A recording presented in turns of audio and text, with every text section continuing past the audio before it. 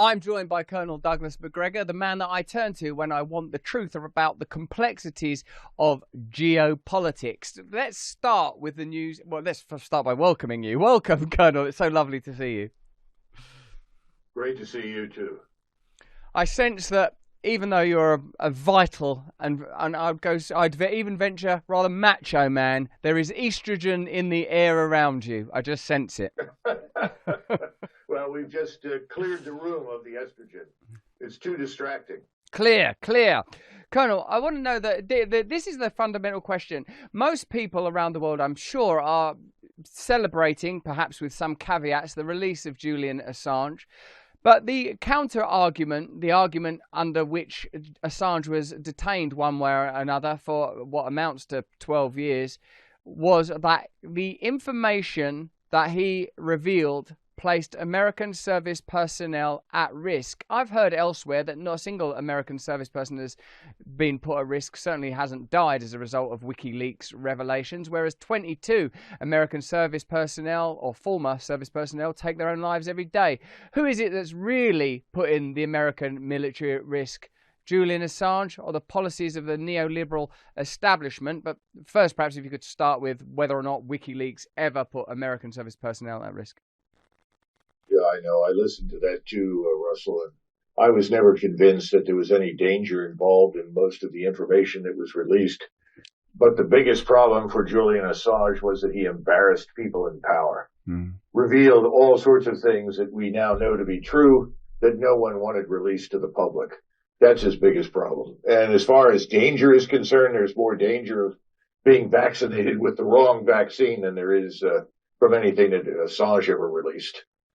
Yes, I have the same sense. So that Julian Assange was really always a political prisoner held without trial, humiliated, tortured, and now his release suggests what? A kind of mea culpa, a change in attitudes, a return to free speech, new obligations among the press to report openly and honestly, even if their reporting places the establishment in an embarrassing position. How many R's are there in fat chance? No, I don't think any of that is in the offing, unfortunately, although we strongly believe that free speech is the antidote to tyranny. And for that reason, we have always supported Julian Assange, and we're very glad that he's out. God bless him. I'm glad he survived. And I hope that he will continue to speak the truth. The truth is what will ultimately save us if we can get it out to people, and people have to want it. That's another problem. Every time I talk to audiences, they're looking for threats. They're conditioned. Americans are conditioned to believe that there are threats all over the world. And in reality, there really aren't. The biggest threat to America right now, I think, is incompetence and corruption in Washington, D.C. Yes, plainly. Thank you, Colonel. Just for a moment to touch on British politics, it's not something I would usually inflict on an American military expert, but something happened that was really intriguing, at least to me, recently. The populist British leader, Nigel Farage, who's about as close a thing as we have to Donald Trump, certainly he's he's Britain first, he's anti-immigration, he's openly patriotic, and in fact, historically, I've had a number of struggles and even contretemps with Nigel Farage. But one thing he said publicly while campaigning for the Reform Party in the UK, sort of like a British Tea Party type movement, I suppose, he said that, and indeed there is footage of him saying that he warned while a member of the European Parliament that the continual provocation of Russia and the attempt to turn Ukraine into a vassal state and make Ukraine a NATO member meant that it would be likely that Putin would eventually invade. I've heard elsewhere people say that that we started reporting on the Russia-Ukraine conflict in the third act after numerous provocations. Both Keir Starmer, the Prime Minister assumptive of our sort of centralist, globalist Labour Party, authoritarian, I should add to that, and Rishi Sunak, the sort of current former hedge fund investor and a part of a hedge fund that invested $500 million in Moderna, both of them condemned Farage's comments, saying that it's outrageous to claim that Putin was in any way provoked. What is your opinion on that condemnation and on what Farage asserts? Well, I think Brother Farage has stated a self-evident truth. It's something we call a tautology for those who are interested out there. It's absolutely true. And we knew back in the 1990s, early on, that if we expanded NATO to incorporate more and more countries closer and closer to Russia, eventually there would be confrontation and conflict. George Kennan pointed to it. Virtually everyone with experience in the region and anyone with any knowledge at all of history knows that. I think the worst part of it is that President Bush, and I'm talking about the senior Bush, made it very clear that we would not exploit the vacuum created by the withdrawal of Russian military power from Central East Europe. And of course, we turned around, and that's exactly what we did. So I don't know what Starmer thinks. Of course, he may not be thinking at all. He seems to be reading from the same playbook as Sunak and the rest. It's all nonsense.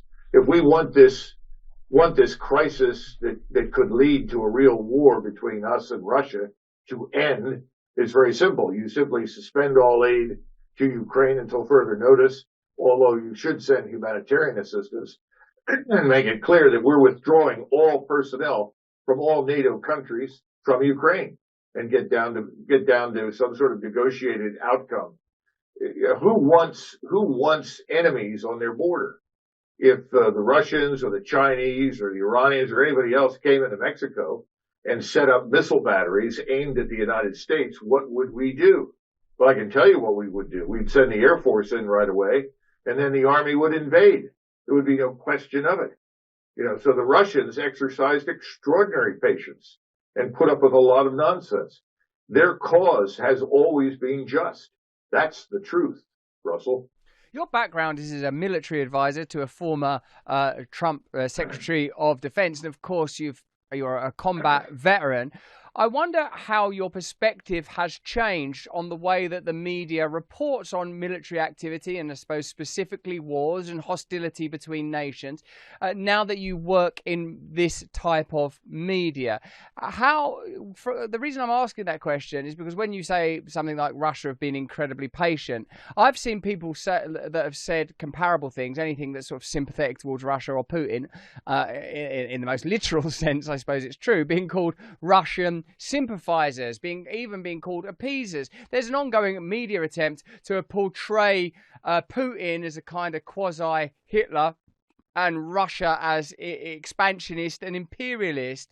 But under the kind of analysis you've offered us, that simply just doesn't hold up. And even to the common sense of the layman, it don't make much sense. So excuse me, how has your understanding of the media's role in presenting to the public forthcoming conflicts and ongoing conflicts changed from when you were within the military? When you were within the military, did you see it as necessary to ensure that the public were broadly supportive of a foreign campaign? Do you think that this problem has exacerbated, become more deceptive? What's changed, Colonel? Well, I can give you a couple of quick examples because, for what it's worth, when I was in the desert in 1990 and 91, miraculously, the BBC was the most accurate source of information and news about what was really happening in the Middle East.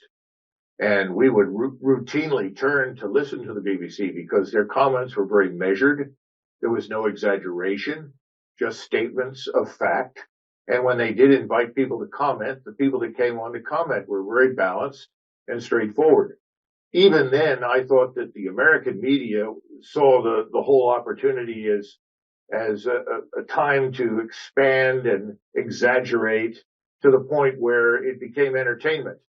So we were showing people photographs of munitions landing on the enemy and celebrating the arrival of all these rockets and missiles and artillery rounds as though something good was happening. In other words, the American media, even in 1990 and 91, missed the point that it was a war and people were being killed. And when you kill people, there are consequences. At least at that point, I thought the BBC did a good job. Now, if you fast forward to 2003, as soon as we went into Iraq, the lies just began spreading and multiplying. A one-star, a brigadier general in the U.S. Army who was involved in the public affairs of what was happening on the ground in Iraq at the time, was telling people things that were just blatantly untrue. We had this young woman, I can't remember her exact name, I wish I could, I think it was Jessica something, but she was about 5'4", 5'5", all of 110, 120 pounds, and she was trying to drive a truck with some ammunition in it. The truck got lost. The convoy was lost in a sandstorm. She was captured, brutalized by the Iraqis that captured her, then dropped off in a hospital where an Iraqi doctor saved her life, and then the Iraqi doctor actually contacted us so that we could come and get the woman. Well, all of this was turned into some sort of heroic fight where she fired her M16 until she went down, which never happened. And then the special operations went in to rescue her, which never happened. So the lies were really taking off with great rapidity in 2003. And from that point forward, it became clear to me, and I was still on active duty in 2003, that anything you heard from the media was probably not accurate, probably not true, and that you had to immediately assume it was nonsense. What did you feel about being involved in the Iraq War at that time, and has that opinion changed? Well, at the time when I was approached in 2000, actually I was approached in 2001 in October, and it was made clear to me that this opportunity to exploit 9/11 would be used to justify intervention in Iraq. I said, well, there's three things. First of all, I understand because we did not finish the job in 1991. They were trying to kill Saddam left and right, never seemed to get him. And then they claimed that the whole operation was exclusively for the purpose of driving out the Republican Guard. They didn't understand the Arab world. They didn't understand Iraq. And it would have been much easier to simply remove Saddam and replace him with a new government, preferably of military men that could then call in the UN and handle elections or whatever. But we were fixated on this notion of occupation. But in October of 2001, when they approached me, they said, well, how much would it take to unseat Saddam, to remove his government? I said, probably not very much. And tried to explain that the average person in Iraq was not prepared or even remotely interested in dying in a war to defend Saddam Hussein with their last breath. People didn't seem to understand it. That, you're British, you know who drew the borders and the various lines that created all these countries that were formerly just tribes living inside the Ottoman Empire. And they're not terribly meaningful, frankly. But it's amazing that they've lasted as long as they have. But there was no sense of the fluidity of the people. They didn't seem to understand that in that part of the world, loyalty to your family, to your clan, to your tribe, whatever, is much more important than anything called Iraq or Jordan or anything else. Yes, that those concepts and constructs were convenient for us as we attempted to carve up the resources of that region, but hadn't become glommed on to the consciousness of the indigenous people of that region. And I wonder how this expansionist and exploitative mentality has continued to affect that region. I want to mention to you a time that I saw a speech by Colonel Gaddafi after the execution of Saddam Hussein, where he said, to some kind of Arab council, I'm sure you know what it would have been, hold on a minute, Saddam Hussein's been executed. Guys, our region's under considerable threat. Now, Gaddafi was indeed next to go. There have been there's some pretty dubious actions inside Syria, it looks like, arming militia, destabilizing that nation. In the 1970s, what went on in Iran was pretty peculiar and extraordinary. And what happens in the Middle East to this day seems to require an ongoing relationships with the United States and the United States military. I wonder, Colonel, how you feel about American resources and American lives continually being deployed to sustain, exploit, and advance wars within that region that, unless you have a partisan connection to it, seem pretty brutal, nihilistic, and unnecessary. If not, unnecessary is a bit reductive, but bloody hell, it's not helping, is it? No, look, you're absolutely right. And it's very obvious to anyone who's served for any length of time in a region that the social structures are very fragile. In other words, everything does revolve around family, clan, tribe, the local area, and it doesn't take very much to disrupt the lives of those people. And we continue to impute to the region the things which we take for granted.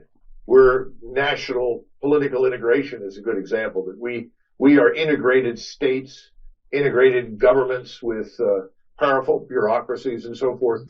These kinds of things really didn't exist 20 years ago.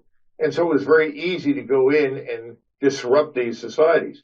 The problem for us, Russell, and I think this is also true for Great Britain, because we are in many ways very similar to the British historically. We are primarily a maritime and aerospace power. What do I mean by that? Well, we too are an island. We have the North American continent. We're surrounded by water. Yes, we have a common border with Mexico, and we have a border with Canada, but there are very few people in both of those countries compared with us, and we have historically avoided conflict with those two groups of people as much as possible. So we focused on everything beyond our borders over the seas.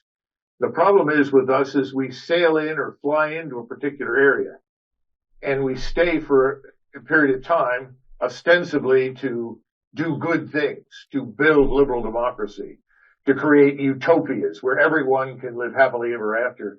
And no one is interested in being converted to this utopia. And we disrupt the place, we damage the place, we destroy the place, we kill large numbers of people, either deliberately or accidentally. And then when we've had enough, we simply sail away or fly away. In other words, wherever we go, we are temporary. And I think what you're seeing today with the Russians in Ukraine, you see it in the Middle East with the Arab states, the Iranians, the Turks. You see it in Asia with China and all the countries. Their attitude is, wait a minute, we live here. You don't. Let us decide what has to happen. In other words, let us tend to our own affairs. We don't need or want your intervention.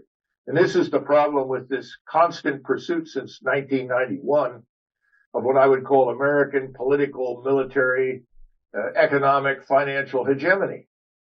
We Americans don't really need the hegemony. No one in the United States is interested in it. It's only a small group of people in Washington who have essentially gotten on board the locomotive and have taken this train down a track that nobody in the United States, if they had been asked, would have ever opted for. And we don't need hegemony, and the world doesn't want our hegemony. That's really the big message that's coming back to us. And unfortunately, Washington takes this and uses the media to persuade everyone that the rejection of our hegemony means instantaneous hostility to us, which in turn then justifies the use of military power all over the world to beat back anyone who doesn't want to live with our hegemony. It's an endless do loop that leads to catastrophe. Increasingly, words like democracy and freedom, when used to fuel these campaigns, seem, if not euphemistic, downright dishonest. And when we think of the last sort of 50 years and American PSYOP and deep state operations backed by perhaps special forces or outright military action in Central America, South America, and in particular in the Middle East, so there are obviously examples in Africa as well, it seems that this ability to impose hegemony was facilitated by the fact that it was that the projects were being imposed upon regions, peoples, and in particular, I suppose, military forces that were easy, relatively speaking, to subjugate, and perhaps the information sphere wasn't so recalcitrant and immediate in its ability to offer counter narratives and immediate reporting, even though there's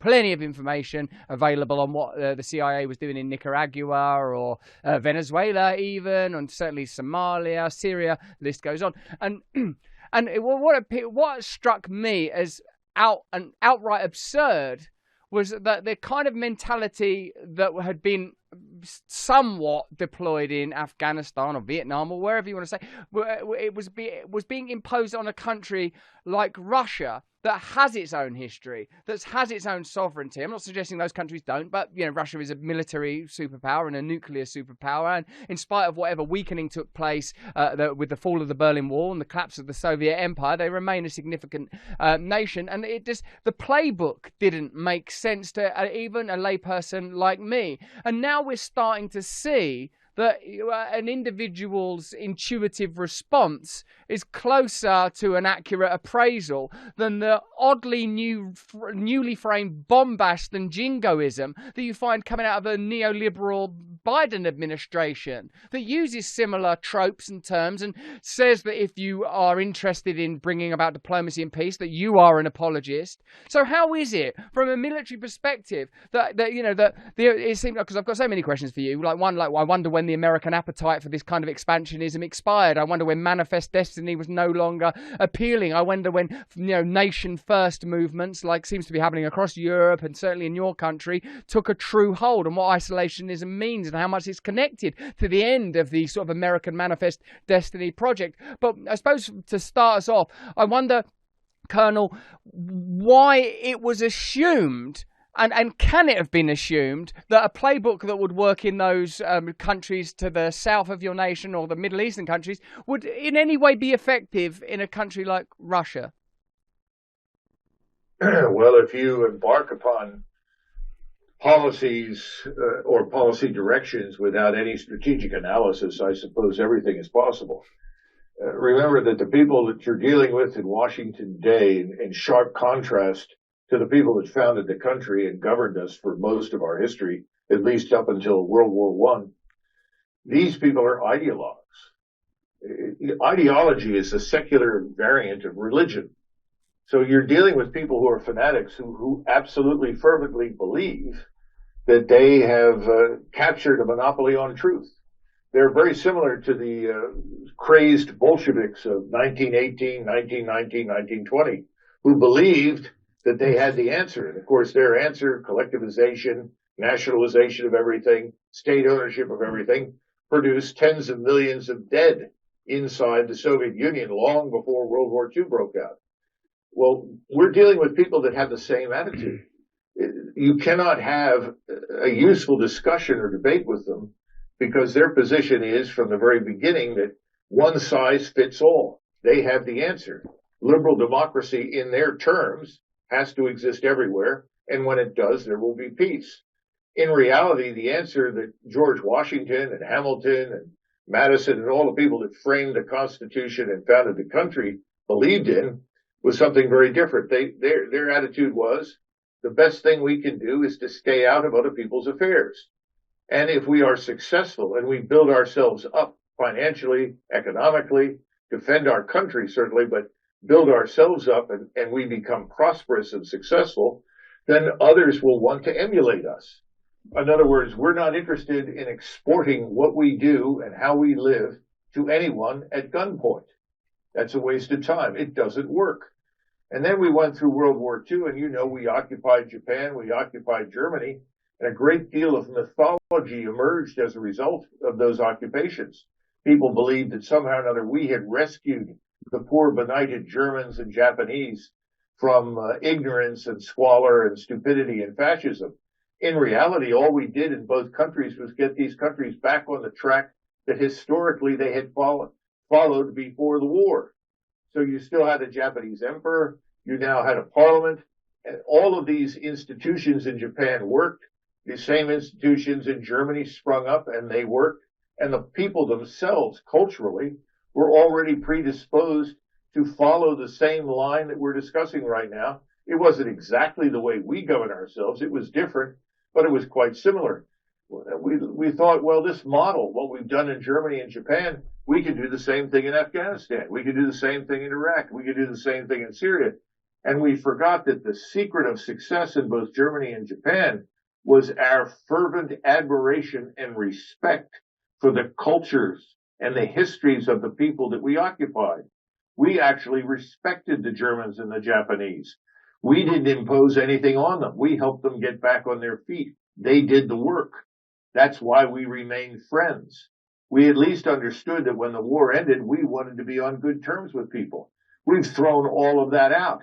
We simply say we have the answer, and everyone in Afghanistan, Iraq, Syria, Libya has to become like us, which is absurd. Makes no sense at all.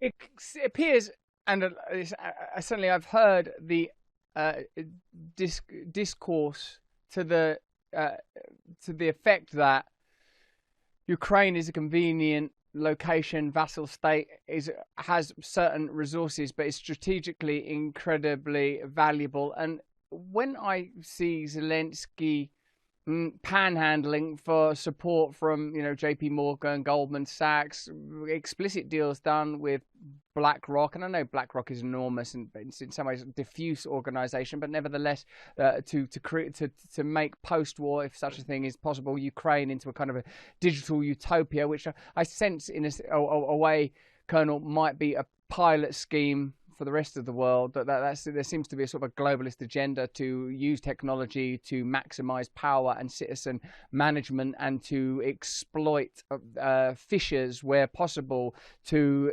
make the claim that these technologies are only being used to help people, to protect people either from a pandemic or from a war, or to facilitate safety or convenience.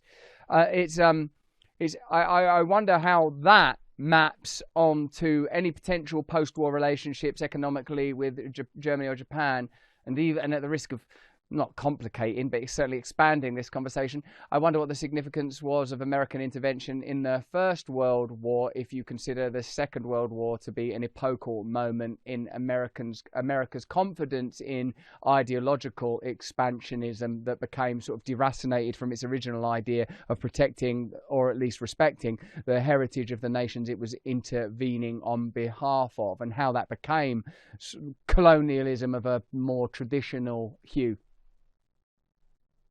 Well, you're touching on an area where there are lots of theories and lots of different explanations. World War I in particular, which I think is the first and greatest tragedy in the history of Western civilization, tells us a number of things about the United States and Europe. And one of the things that we learn is about the banking system.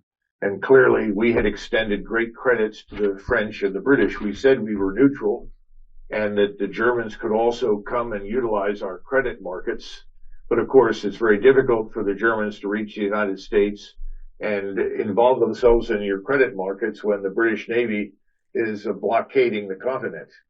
So we were always lopsided in the sense that we were on one side more than any other.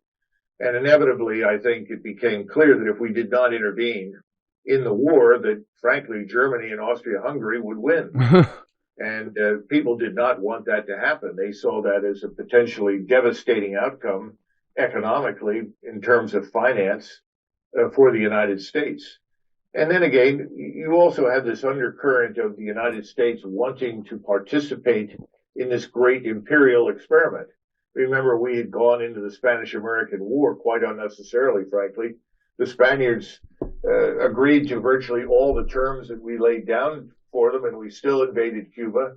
We decided to keep Puerto Rico.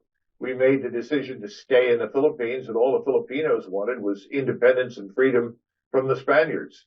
We said we were going to stay there and install liberal democracy, make them Anglo-Saxon Democrats, and so we killed 250,000 Filipinos to make them Anglo-Saxon Democrats. Of course, that's all nonsense. And today we can look back on that and see the stupidity and frankly the criminality in all of it. But today we're bound up with exactly what you're describing. You've got people now who are looking at what can be taken from Ukraine. They were looking at what could be taken from Russia. Russia is resource rich. Eastern Ukraine certainly has resources in it, but that's not what Putin was interested in, because Russia has enough resources on its own. as we've certainly discovered. Remember, we were told Russia is weak, it's backward, it can't stand the sanctions for more than a few months. All of that turned out to be wrong. Russia is very strong, has very strong social cohesion, has resources, has a strong economic foundation. They can outproduce us today in their manufacturing base with regard to military equipment. So there was no strategic analysis that was ever performed. It was all ideology and the belief that we could use our military power once again to bully people into accepting a status quo that they didn't want. And now I think we're on the verge of losing everything. If you look at the BRICS, which started out being a relatively small number of countries, everyone wants to join. We think there are going to be 84 countries joining this BRICS organization, currently led this year by Moscow before the end of the year. Everybody wants to join it because they want to get out from under our financial system, out from under the SWIFT system. This is why people are de-dollarizing. In other words, everyone is walking away from us or running away from us as fast as they can because they don't want to be bullied anymore.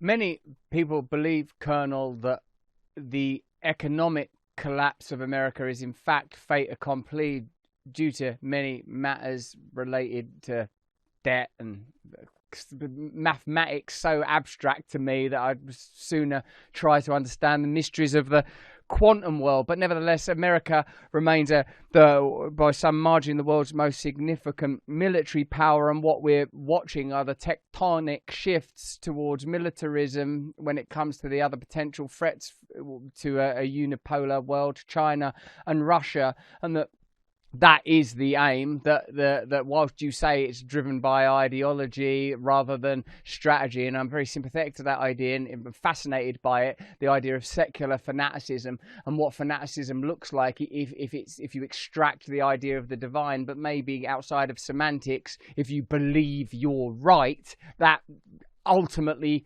acts as a kind of divine access. If you believe you're right, i.e. you are a representative of God and your way is God's way, inverted commas God in that instance, then the whole idea of secularism starts to be exposed, actually, I suppose is what it does. But I feel that in a way you can't have a nation without isolationism. In a sense, one needs harmony, but the whole point of a nation is this is a territory that governs itself. And it's of course obvious that over time and due to circumstance could lead to conflicts, but historically, other than the Spanish, the Revolutionary War, the Civil War, and the Spanish War that you described, America doesn't face any threat. There are not Chinese military bases encircling the United States. There are not, Russian powers on the border of America. The United States of America, at least in terms of this sort of resurgent, what is usually referred to as populism, or sometimes referred to as the alt-right, or I don't know, the nation-first politics, or Trumpism, the hundreds of different things, seems to be a kind of a reawakening to the idea that America could just get on with being America, protecting America, American manufacturing, American jobs, allowing, constitutional rights to flourish religiously and ontologically, and not be continually distracted by these crazed and destructive wars that benefit interests that can't even really be called American with a moment's scrutiny. They're kind of global interests and perhaps always have been. Is that what we're experiencing? A kind of an awakening to the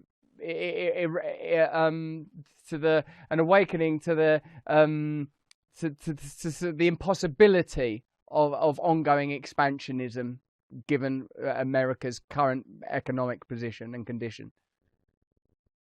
Well, it's important to understand that something else has happened over the last several years that we have not directly confronted over the previous decades, and that is this process of denationalization. The same people who are anxious to keep us engaged in conflict and crises all over the globe are also apparently committed to erasing our national identity. And this is a very strange phenomenon. And again, I go back to 1918, 1919, 1920 with the Bolsheviks. When they founded this thing called the Soviet Union, it was an internationalist state. In other words, they were going to create a new identity. They called the new identity Soviet. They would erase the identities of Russians and Ukrainians and Lithuanians, Latvians, Estonians, Uzbeks, Kazakhs, Mongols, Tartars, whatever. And everyone would become the new Soviet man. Well, that failed miserably, as we all know. The joke in Moscow was suddenly overnight, everything fell apart. Everyone looked around and said, well, where is the Soviet man? There were no Soviet men anywhere. What did you find? You found Ukrainians and Russians and everyone else. So we're going through something like that here in the United States. We have people in Washington who've decided that all people are just fungible commodities. They're just material to be exploited, to be utilized. Human capital per se has no value in and of itself.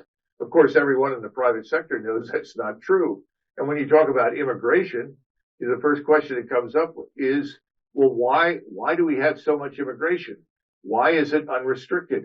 Why aren't we asking whether or not the person that wants to come into the country and live here doesn't already speak English, doesn't already have an education, doesn't already have skills that they can contribute? Why are we taking in vast numbers of people who don't fall into that category? In other words, this is not 1815 or 1900 or 1925. This is today, 2024. We're no longer obliged just to take in whomever wants to come in. But this is part of the denationalization. If you can flood the country with enough people who are fundamentally different from you, then your identity is at risk. The core population is overwhelmed. And if you can overwhelm that core population, the theory here, I think, in Washington is, then you just have this vast amorphous mass of consumers, and they can be directed in whatever direction Washington wants to move them, because after all, they're fungible. They're just material to be shaped and exploited. I think that's where we are right now, and we're fighting against it here because we really believe there is such an animal called an American. We think there is a core American population, people that actually believe and love this country. So I don't know what the answer is, but I think we have to continue to fight against this tendency to treat us as though we're nothing, as though we're fungible. And so they tear down monuments, they destroy traditions, they destroy customs. Anything that reawakens a sense of identity has to be removed. I think you've gone through something similar over in Great Britain, have you not? Customs and traditions are undoubtedly beautiful. When you encounter them anywhere, there's a sort of an allure, a beauty. This is what a culture does together. That's the joy of travel, or even across one nation continent such as yours. You experience the differences between Nebraska and Nevada, and the differences between Florida and Texas, and like, you know, and in Europe, you like the more localized, the more topographical and particular the cultures, faiths, totems and symbols are, the more joyous it is. I completely agree with that. And the idea of a centralized entity bleaching that into ruin simply to create a malleable and plastic set of tools for their own power disgusts me deeply, and I see above all else the godlessness of the project, Colonel. A few things, though. Yeah, absolutely. I want to offer these things for conversation, though, if I may. One is, at some level, the United States, because of, you know, it's a 200-odd-year-old country, we know it's a construct. So to believe in the United States of America is a deliberate act of faith, where you have to say, this is what this is. It's a kind, you know, we agree with these principles, we agree with these ideas, we agree with these symbols. I'm not saying that makes it a fiction, but it does make it a construal. It does make it a concept, right? So I wanted to offer that because, like, you know, it's an act of faith. It's an act of collective faith, which is actually in itself a very beautiful thing, particularly if there is something collegiate and communal at its core, and something, I would suppose, altruistic. If there is service in it, if love is probably the word I'm looking for, love. If there's love in it, and then, but this is a different, somewhat tangential, but I bet it'll make sense in some way. Like I feel that the Bolshevik revolution in Russia, as whilst what it led to, no doubt, in the form of Maoism and Stalinism, you know, the numbers are in, the results are in, the gulags were you know, evident and experienced. that what they've, I'm sure, at least what I've read and understood, felt they were doing was liberating Russia from a corrupt establishment elite under Tsarism, and that trying to empower a serf class that had no power. And the project of the industrialization of Russia was sort of a kind of miracle. But the collapsing of all of those various identities, you're right, that is a kind of a because I'm trying to actually think of what the real equivalency is. Because when, like, years ago, Jordan Peterson would say, this is, communist, like, what's happening in the USA now, I'd be like, well, how is it communist when it's so plainly led by corporatism, economics, globalism? What do you mean communist? Because it's sort of about, like, I now haven't understood, I don't know if this is what he meant, but I do see that what's being created is a centralized authority that, in the way that you described, is eviscerating and castrating the entire population and making them bewildered and malleable. But I wonder whether you feel that the impetus for revolution in Russia, whether or not it was co-opted and subsequently corrupted, is one thing, had behind it at least the same sort of urge and requirement for freedom that probably America is founded upon, that people want to be free. People actually want to be left alone unless there is, at what point is an intervention required? And what we're witnessing now is the removal of universals, whether that's around natural taxonomies or epistemological taxonomies. Is there right and wrong? Is there man and woman? Oh, well, this is as good as that. It's very difficult, I think, to sort of decentralize. The idea that that power should be with the individual, power should be with the family power should be with the community. That's totally what I believe in. But I just wonder if you'll address, firstly, the idea that being an American is an act of faith, the same as being whereas England is actual and real, and that behind the Bolshevik Revolution was the same urge for freedom, certainly probably in the hearts of its participants, one might assume, if there is a common humanity for us to refer to. I wonder if you can see any connections there in those two ideas. I think Americans are more than just an act of faith. I think there is such a thing as an American.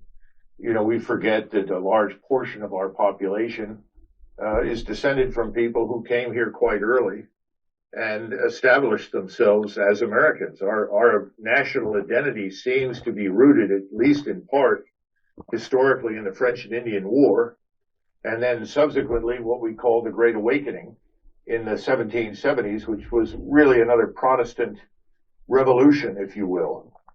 That's one of the reasons that parliamentarian Edmund Burke called the United States, said that this is not what you think it is. This is nothing but a Scottish-Irish Presbyterian rebellion against the Church of England.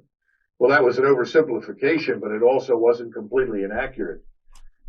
These things made us who and what we are.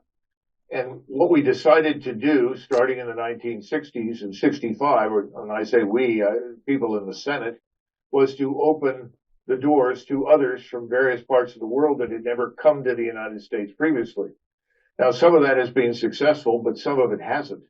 And I think what was discovered on the left first and now collectively in Washington is that if you can bring in enough people who are fundamentally different from the core American population that speaks English, that shares in these values and traditions and history, then you can destroy it.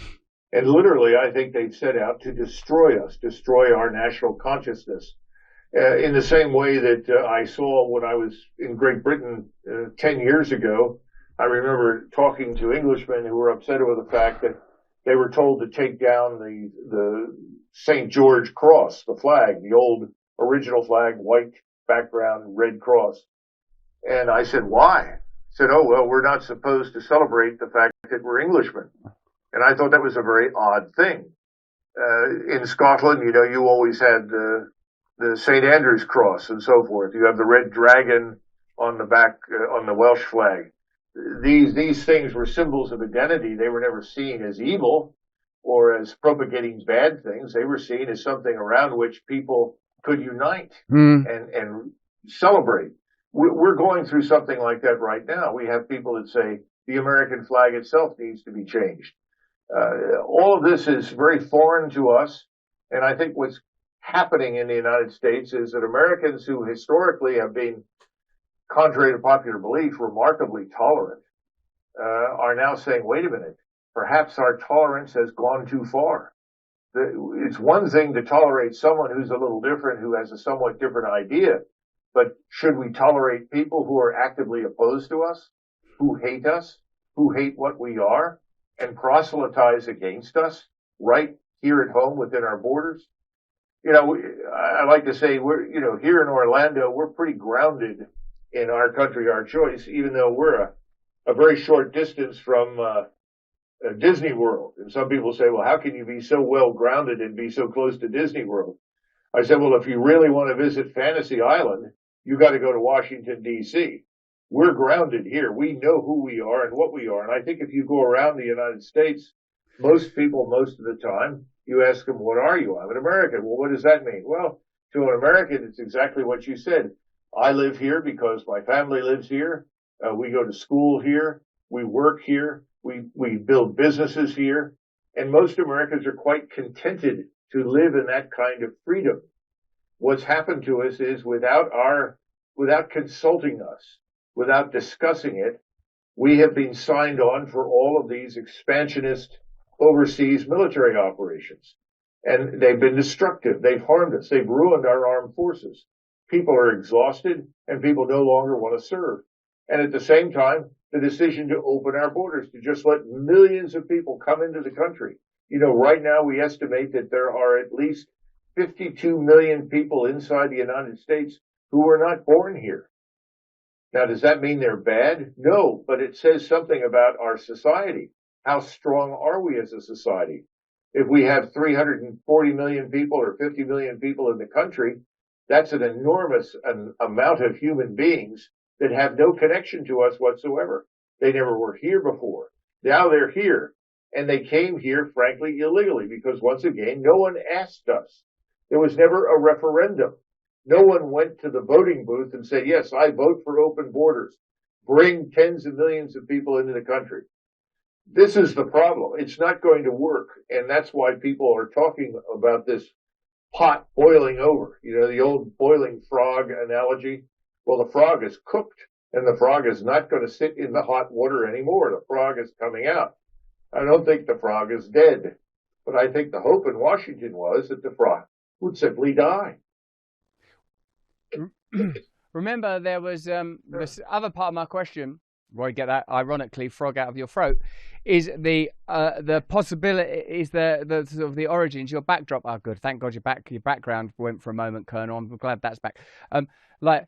We can stay on me while I ask this question. And guys, I know that we've got to wrap up. I just wanted to ask this. Well, the other part of my question, Colonel, was do you feel that the Bolshevik revolutionaries had the same fervor for freedom, even if that ultimately mutated into centralism in the same way that American power or American democracy seems to be morphing into a kind of centralized autocracy? It's interesting that there seems to be some sort of imprint, some magnetism that makes power centralized, and that it requires constant redress. And I know there's a famous sort of Franklin quote to the effect that there has to be continual redress to assure it. I also identify or acknowledge your remarks about national identity. There's been too much time spent dehumanizing, demonizing, attacking and vilifying patriots that a century or half a century ago were required to fight wars precisely because we were told our nations were real and worth dying for,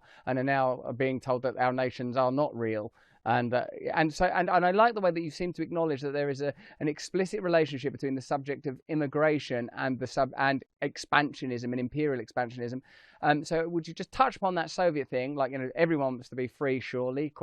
Even those revolutionaries, the Bolsheviks. And also, were the American expansionism and imperialism to be reduced, does that mean that the American military would be reduced in size? Or do you imagine that the Pentagon wouldn't give half its budget to sort of Boeing, Lockheed, Raytheon, etc., and some of it would go towards making sure American service people had homes and that veterans were looked after and weren't killing themselves? Well, no, these are all good points. I think the first thing to keep in mind is that there are clearly people, individuals, who have enriched themselves as a result of these overseas interventions and misadventures. There's no question about that. And it's happened because Americans are somewhat complacent. As long as their lives go forward without much interruption, as long as they have food on the table, as long as they can buy the case of beer, watch cable television and see the game on Monday night, in most cases, Americans are satisfied. They're not very demanding. They become enraged when the government intervenes in their personal lives and starts dictating to them. Now, you talked about democracy and the Soviet Union. The Soviet Union was convinced, or the people that founded it were convinced, that they represented true democracy in the same way that the people in Washington are telling us all the time about democracy. But it wasn't. They had what they called the dictatorship of the proletariat, the notion that a few enlightened individuals were going to lead the masses to liberation and freedom. Well, we all know how that turned out. It went nowhere. And the reason you had this vast concentration camp system that develops early on in the 1920s that houses millions of people, as Solzhenitsyn told us, is because the system didn't work. Now, we seem to be on a similar path right now with a dictatorship in Washington, a group of people who've decided they know best for us, what's good for us, better than we do, which was never part of the Constitution and certainly not our notion of democratic Republican rule. And so now we have a situation in which people elected to office are essentially bought up by very wealthy billionaire oligarchs. What do you do with them? They're never going to vote in the interest of their constituents, although they'll convince themselves that's what they're doing. They're voting in their own interests. They want to stay in office. How do you stay in office? You take contributions that help maintain your position. Because if you don't take the contributions, those contributions will go to your potential opponent and you can be replaced. In other words, what started out as a very effective Republican form of government is now completely corrupted. And there is no interest whatsoever in what the average American is concerned about. Oh, they'll throw the average American a bone now and again, keep him happy, throw him this, throw him that, send him some free money, more food stamps, go away and just ignore us. We're here in Washington doing what's really important. And they thought they could get away with this because the military no longer relies on the citizenry. The military is professionalized, if you will, a small body of people that can go and use high technology to bully people overseas in ways that enrich us. All of this is falling apart, Russell. It's going down hard. We are already over the cliff, headed down into the abyss. We're going to hit rock bottom at some point, and then we're going to turn around and we're going to go into a new world in which we are one of many great powers, a world in which we are not the superpower, but we are still going to remain powerful. But I think what's most important is that we're going to emerge from all of this with the understanding that we have to live with the rest of the world and that we have to have a sense of mutual respect with the rest of the world. Instead of showing up and saying, here, I have the answer, here's the unvarnished truth, you need to do the following, we're going to show up and say, we really want to do business, but how you govern yourselves, how you treat each other in your country is ultimately your affair. I think we're headed to that point, but it's still going to be a fight because the people that are in Washington right now will not change. They will not adapt. That's the simple truth. So they've got to be thrown out of office. I would prefer that happen peacefully.